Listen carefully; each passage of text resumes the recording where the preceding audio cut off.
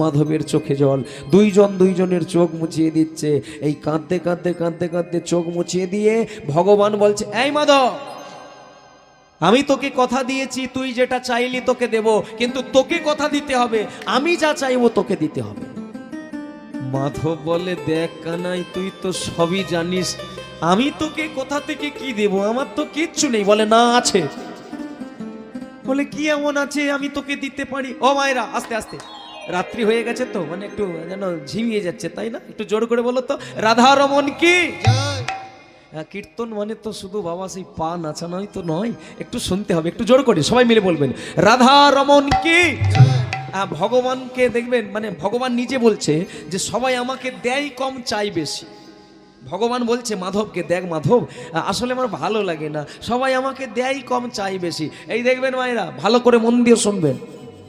বিপিনের বাপ জেগে আছো নাকি? ঘুমিয়ে গেছো? ও যাক, এরাও মানে ঘুমিয়ে যাচ্ছে আর কি। বিপিনের বাপ কই গো, সখানেক নকুলদানা নিয়ে এসো, বাড়ন্ত 100 গ্রাম নকুলদানা, যেন বছর কেটে যায়। একটা থালাই করে দেখবেন 4টি নকুলদানা দিয়ে সব মায়েরা তো সব দেখি কীর্তন করতে গিয়ে কত মাকে দেখি ঘন্টা বাজিয়ে বাজিয়ে বলছে, ও গো নিতাই এসো, ও গো গৌর এসো, মানে তোমার ভাইগণকে সঙ্গে এনো। সে নিতাই নিমাইয়ের কাছে গিয়ে বলে উঠেছে, নিমাই বলে, দাদা কি? বলে, দেখ মা ডাকছে, ঘন্টা বাজিয়ে যাবি না? বলে, না দাঁড়াও দাদা, মা মনে হয় আরো কিছু বলবে।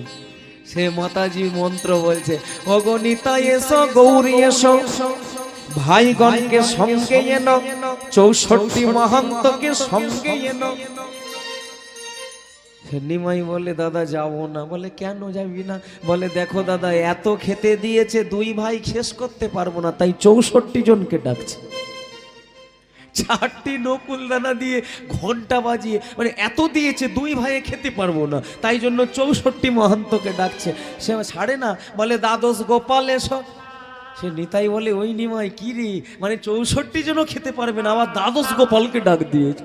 এই হচ্ছে ব্যাপার, দেয় কম চাই বেশি, প্রেম সে বলো গৌর প্রেমানন্দে। আবার অনেক মায়েরা দেখবেন তারা সেই ঘন্টা নিয়েই মন্ত্র বলে, ওগো দয়াল ঠাকুর, তুমি দয়াল না, তুমি শুধু বড় লোকেদের ঠাকুর, তোমার চোখ শুধু বড় লোকেদের দিকে, আমাদের দিকে তুমি তাকাচ্ছ না, তাদের জামাই কত দামি, আমার জামাইয়ের কি হলো? ভগবান বলে, এটা কোন বইয়ে মন্ত্র লেখা আছে?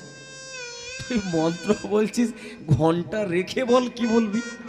মানে সে মন্ত্র বলছে, ওগো ঠাকুর, একটা মানে দামি দেখে জামাই দিও, 70,000 টাকা যেন বেতন পাই। ও ঠাকুর, 70,000 টাকা তো বেতন, এদিক ওদিক করে যেন আরো 40, মানে আরো 30,000 পায়। মা 70 30 কত হয়? এদিক ওদিকটা বোঝেন আপনারা, একটু বাংলায় বললে ভালো হয় না? এদিক ওদিক, মা এটা সোজা না বাঁকা পথ। আরে শাশুড়ি রে, মেয়ের জামাই খুঁজছে এদিক ওদিক করে, মানে 2 নম্বরই জামাই খুঁজছে। হাই রে, হ্যাঁ দেখবেন, মানে 70 আর 30 1 লাখ হয়ে গেল। 4টি নকুলদানা বাটিতে দিয়ে 1 লাখ টাকার জামাই খুঁজছে। বলো হরি হরি বল। এই তো পৃথিবী, এই তো জীবন, এটা দেয় কম, শুধু চাই বেশি। হই মাধব, তুই তো আমাকে এত ভালোবাসিস, আমি তোকে একটা জিনিস চাইবো, তুই আমাকে দিবি।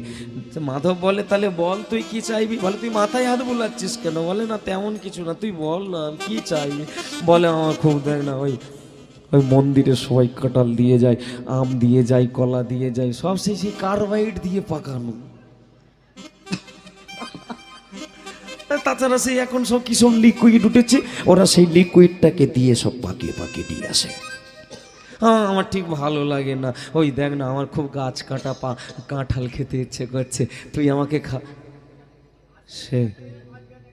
সে মাধব তখন বলে উঠেছে, বলে, ওই আমি বাগান কোথায় পাবো? বাপ মরে গেছে, আমি কোথায় পাবো? তোর কাছে এসেছি। বলে, কাঁঠাল। ভগবান বলে, কাঁঠাল আমার গাছ দেখা আছে। বলে, সেটা কোথায়? বলে, একটা বাগান দেখা আছে, গোপাল দাসের বাগানে। বলে, ওরে হই কানহা, তুই চুরি করবি? বলে, না না, চুরি করবো না তো, আমি তো পেড়ে খাবো। আরে পেড়ে খাবি? কার গাছে পেড়ে খাবি? বলে, গোপাল দাসের। বলে, ওটাকে তো চুরি বলে। বলে, না না, আমি তো পেড়ে খাবো।